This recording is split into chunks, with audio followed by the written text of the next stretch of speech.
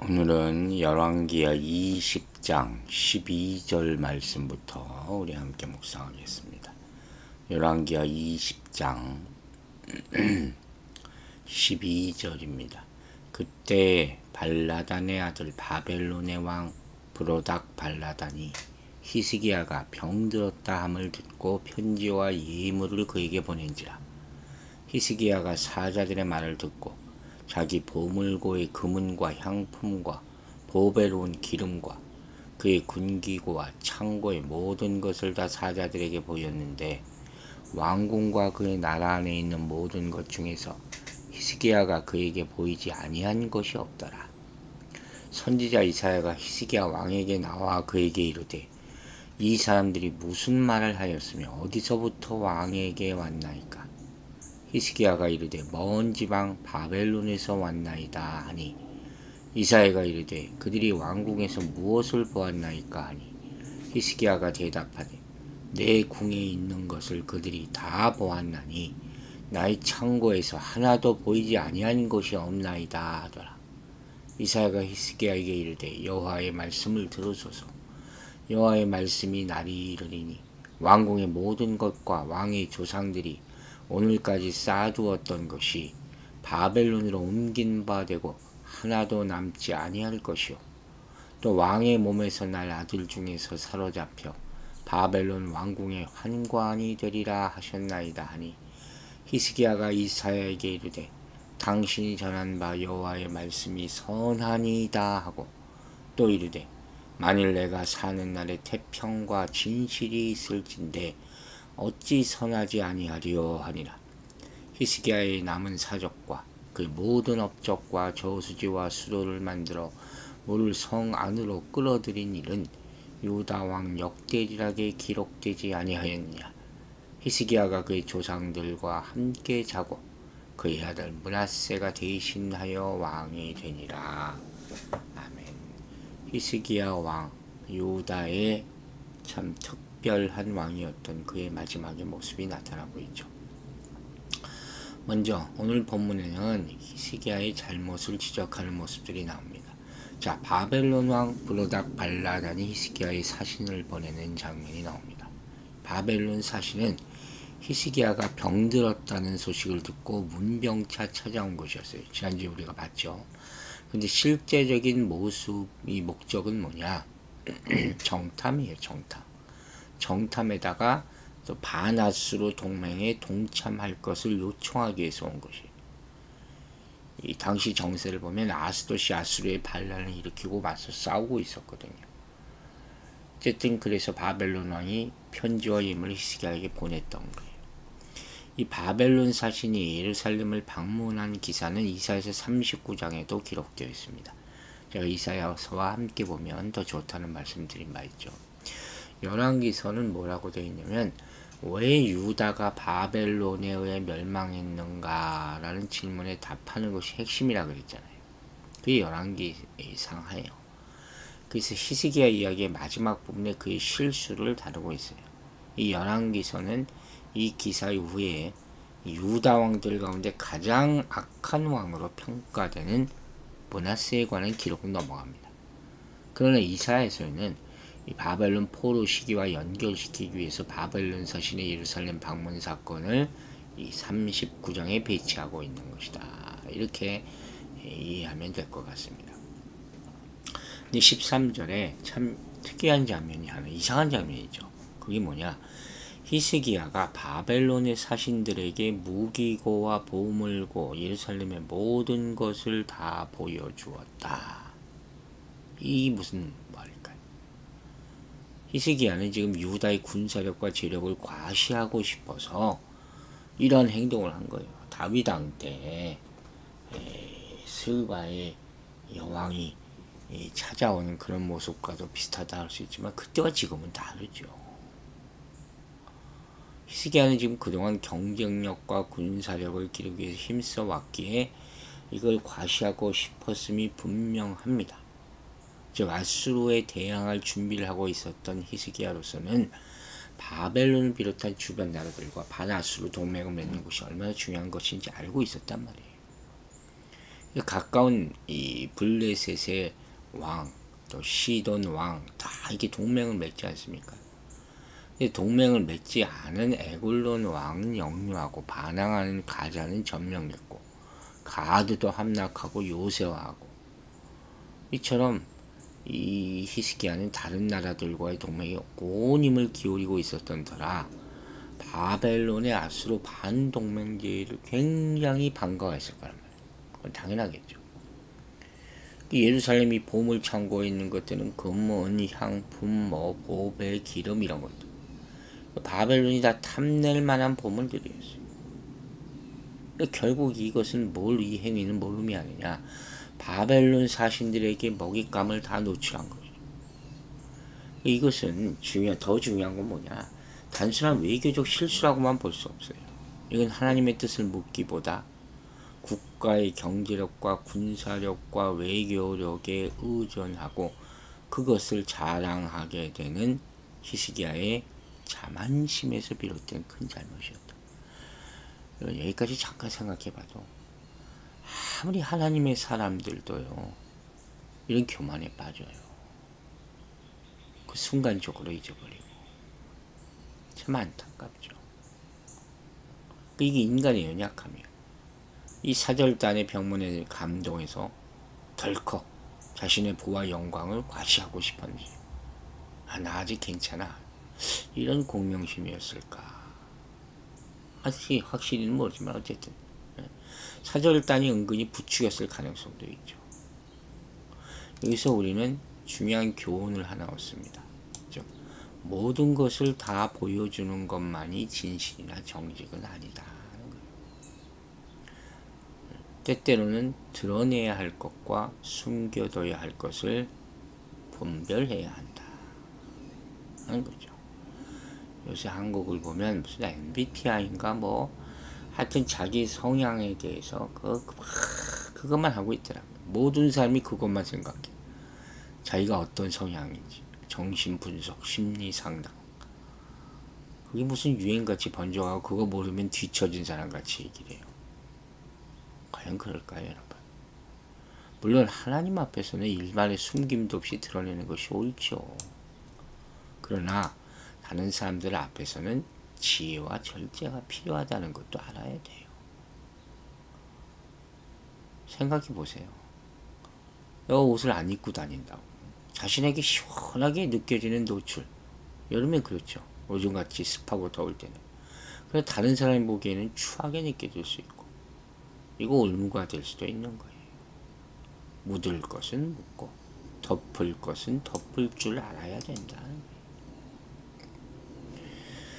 이제 14절부터 보면 히스기야가 이사야와 대화하는 모습이 나오죠. 아주 특별한 장면이라고 기억됩니다. 표시해 두시면 좋을 것 같아요.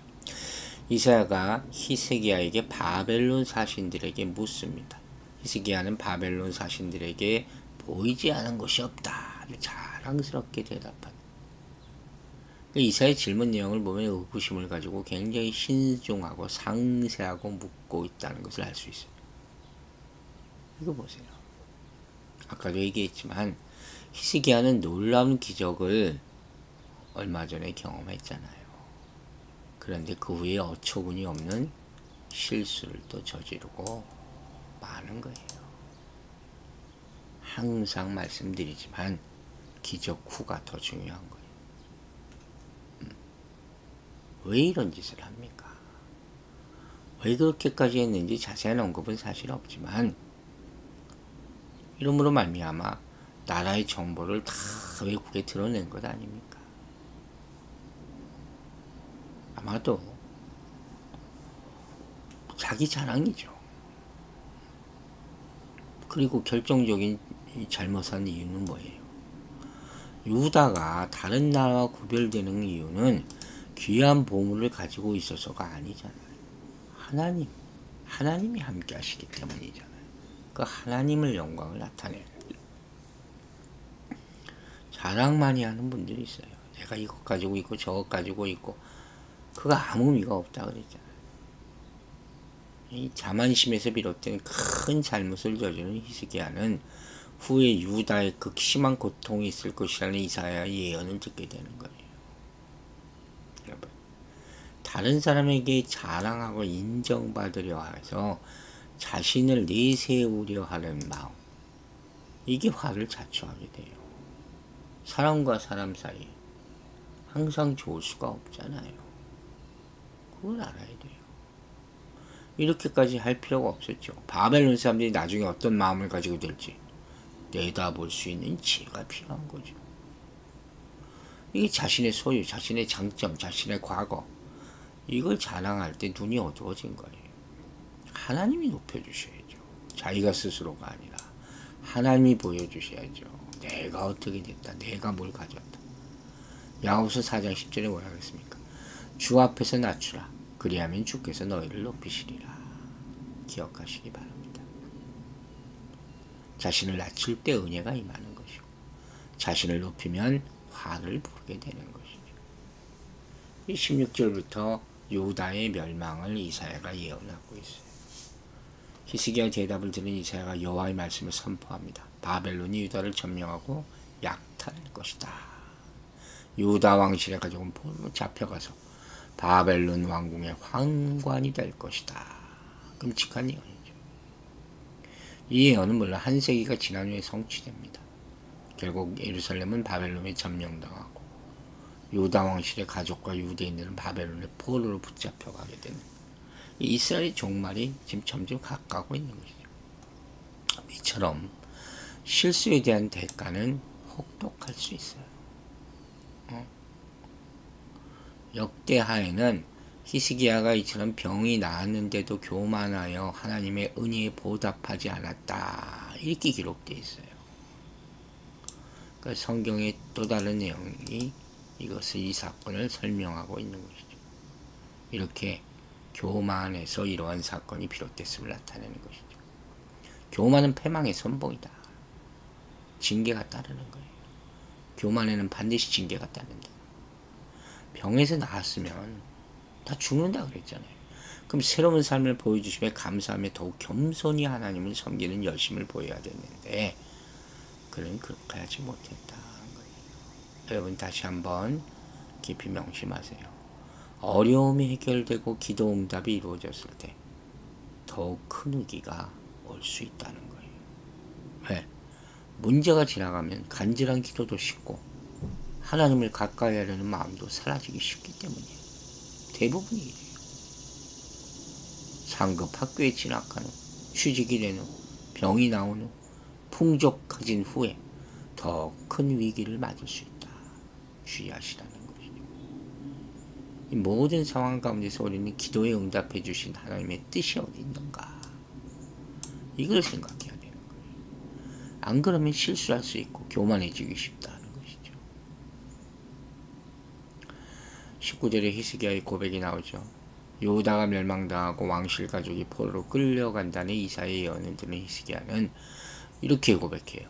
여호와의 말씀이 선하니이다. 이것도 무슨 말인가 어떻게 이해가 안 가요. 유다가 멸망한다는데 어떻게 그 말씀을 선하게 받아들일까? 우리 같으면 이게 웬일입니까? 하나님 왜 그러세요? 이럴 것 같아요. 그런데 이건 이렇게 해석해야 돼요. 이 사무엘상 3장에서 엘리가 가문의 멸망에 대한 예언을 듣고 순복하듯이 나라의 멸망에 대한 예언이라 할지라도 하나님의 말씀이기에 순복하는 것. 이해가시겠습니까? 더 근본적인 순종이에요. 나에게 잘 되는 것만 받아들이는 게 순종이 아니죠. 그거 어려운 일이지만, 그죠?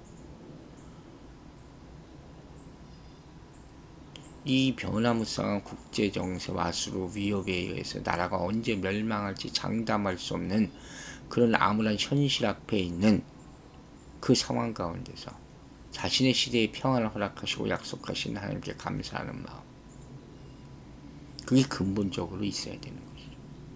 그리 아니하실지라도 감사해요. 그게 진짜 신앙 아닙니다. 20절에 히스기야의 업적이 나옵니다. 히스기야는 한마디로 하나님을 의지함으로써 아수 군대를 막아낸 유다의 왕이었어요. 왕으로서 최선을 다해서 아수르의 침략에 대비하기도 했고, 예루살렘 성은 이스라엘의 다른 성과 같이 성 안에서 물 문제를 해결할 수 없을 때 밖에 있는 기온섬에서 성 안에 있는 실로암 못으로 물을 끌어들이고 지하 터널을 만들고, 그래서 예루살렘 성이 포위되었을 때 물을 얻을 수 있는 유일한 통로가 됐다 하는 거죠. 굉장히 큰 업적이라고 해요. 또 성벽을 준수하고 망대를 세우고 다윗성의 밀로를 견고하게 하기도 했고, 무기도 만들고 군사력을 증강하는 데도 혼신의 힘을 쏟았다. 그런 위대한 왕이었다. 그리고 이제 21절에 히스기야가 20년간 통치한 후 죽어 예루살렘에 장사되었다. 그의 아들 므낫세가 왕위를 계승했다. 이렇게 나옵니다. 므낫세는 이 북왕국 이스라엘에 속한 10지파 중 한 지파의 이름이죠. 남북 통일 왕국을 꿈꾸던 히스기야의 소망이 담긴 이름이라고 할 수 있는 것이죠. 결론적으로 오늘 본문을 보면 유다와 이스라엘의 악한 왕들의 문제, 히스기야를 포함해서 하나님의 경고를 듣고 완악한 마음을 돌이키지 않고 계속해서 악한 일을 했다는 것이었어요. 근데 히스기야는 틀렸다는 거죠. 달랐다는 거죠. 틀린 게 아니고 말씀을 듣고 자기 잘못을 깨닫는 사람. 이게 참 중요하지 않습니까? 깨달아야 돼요. 돌이켜야 되고 자신의 교만을 인정할 줄 알아야 돼요. 재앙이 바로 임할 수 있어요.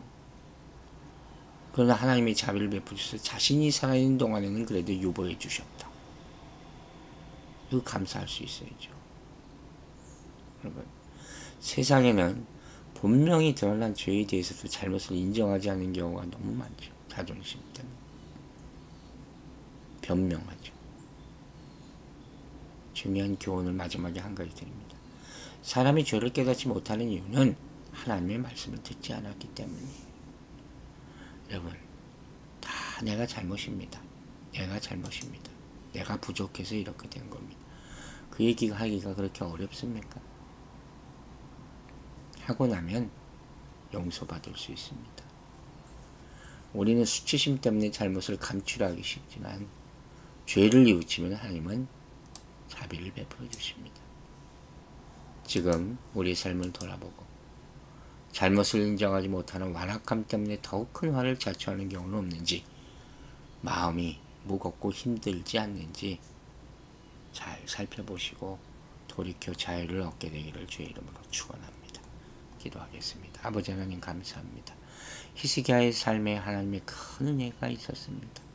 그가 나중에 또 교만하여서 우리처럼 또 잘못을 저지르기도 하는 것도 봅니다. 우리 인생 살면서 하나님 앞에는 정직해야 되나 세상 앞에서는 지혜롭게 살아야 됨을 깨닫게 하심을 감사드립니다.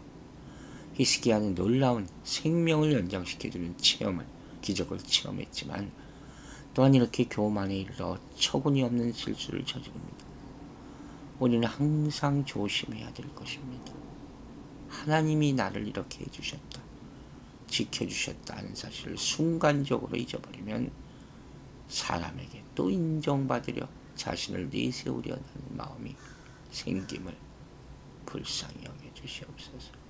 교만은 패망의 선봉이라 했는데 교만하지 않도록 겸손 또 겸손으로 살도록 하지. 기도에 응답해 주셨을 때 그 후에 정말 하나님을 잊어버리고 또 교만하게 살지 않게 기도에 응답해 주신 하나님의 뜻이 무엇인지 깊이 생각하면서 겸손, 감사로 살 수 있는 우리들이 되게 하여 주시옵소서. 오늘 하루의 삶도 주님께 의탁합니다. 이 무더운 가운데서 우리 성도들 건강 지켜보아해 주시고 어려운 경제 상황 가운데서 생업을 지키게 하여 주시고 항상 하나님께서 주시는 것으로 족함을 하고 만족하며 감사하게 살 수 있는 오늘 하루가 되게 축복하여 주시옵소서. 감사드리며 예수 그리스도 이름으로 기도했습니다. 아멘.